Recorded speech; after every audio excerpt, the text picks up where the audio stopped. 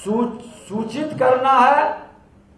Number 1, किसके आदेश से अध्यक्ष कर्मचारी आयोग को दिनांक 9/4/16 को माननीय मुख्यमंत्री आवास में आयोजित बैठक में पत्र देकर बुलाया गया था।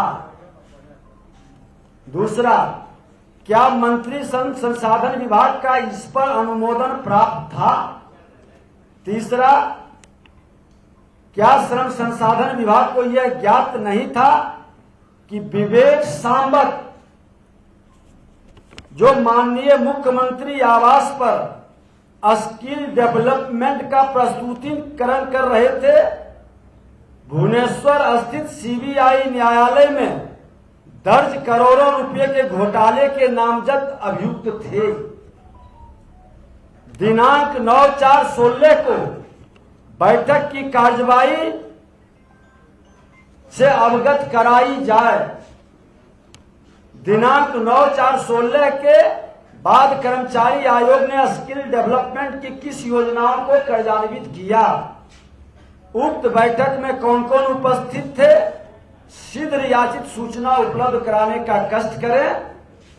अब आप समझ लीजिए कि ये डायरेक्ट मुख्यमंत्री कार्यालय से जुड़ा मामला है और विशेष कमेटी बनी है।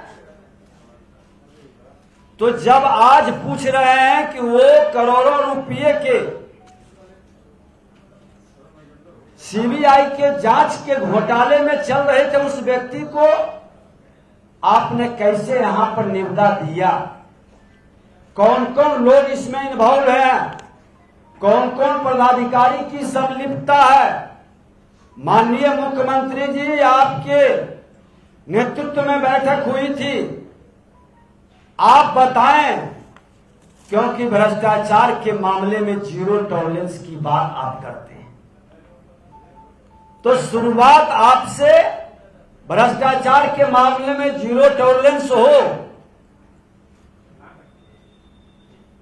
जब हमने इसको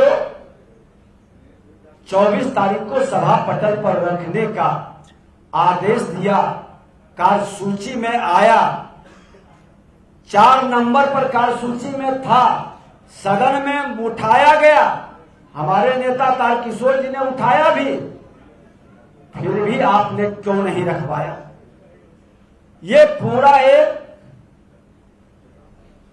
संदेह का वातावरण पूरे बिहार की जनता के बीच में है।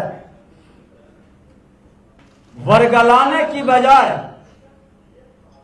आप इसकी जांच स्वतंत्र एजेंसी से क्यों नहीं करा देते हैं। पारदर्शिता के साथ करा दें, क्या आपत्ति है। जब आपके सरकारी किसी ने हमको उपलब्ध कराया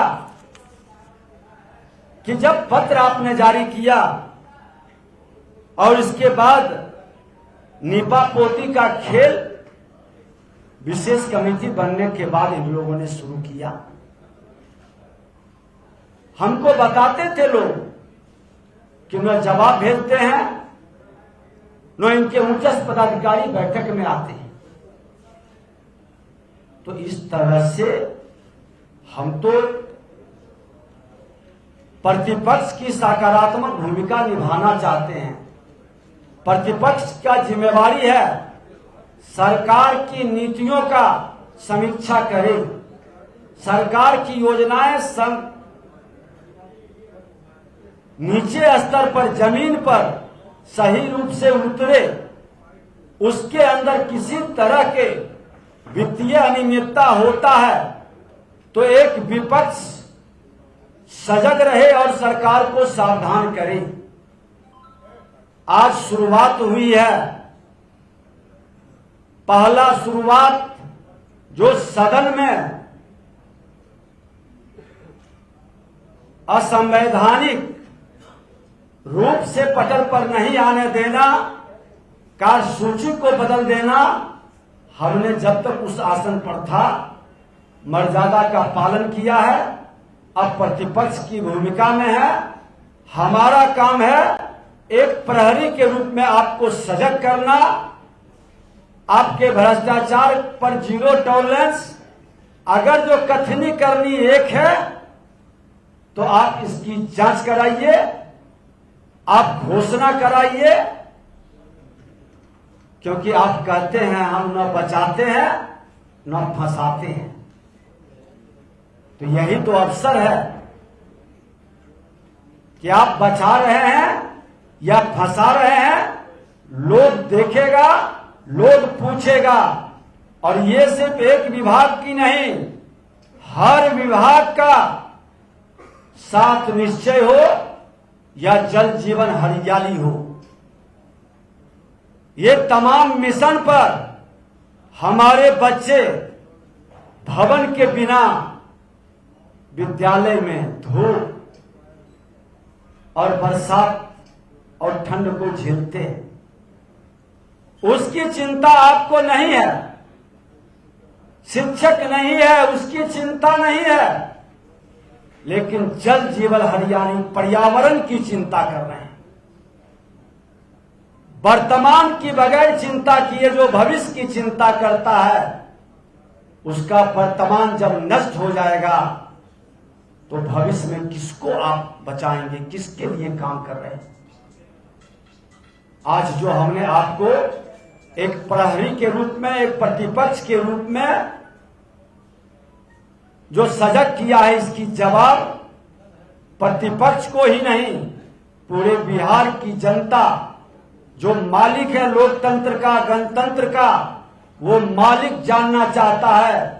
और सभी जनप्रतिनिधि सेवक के रूप में, लोक सेवक के रूप में सभी पदाधिकारी ईमानदारी से इस विषय को बताएं।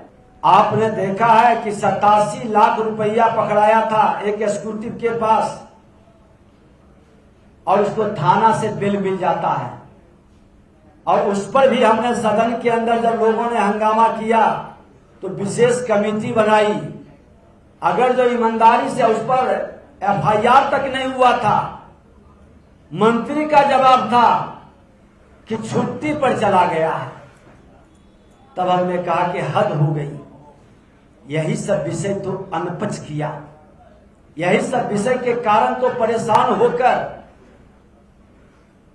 अपने भ्रष्ट कार्य को छुपाने के लिए भारतीय जनता पार्टी से उन्होंने अलग हुआ कि भारतीय जनता पार्टी सुशासन के संकल्प को स्थापित करना चाहता है। ये मेरे योग्य पार्टनर नहीं हो सकता, मेरा योग्य पार्टनर जो है मिलकर खाने वाले, उसके साथ इसीलिए गए हैं।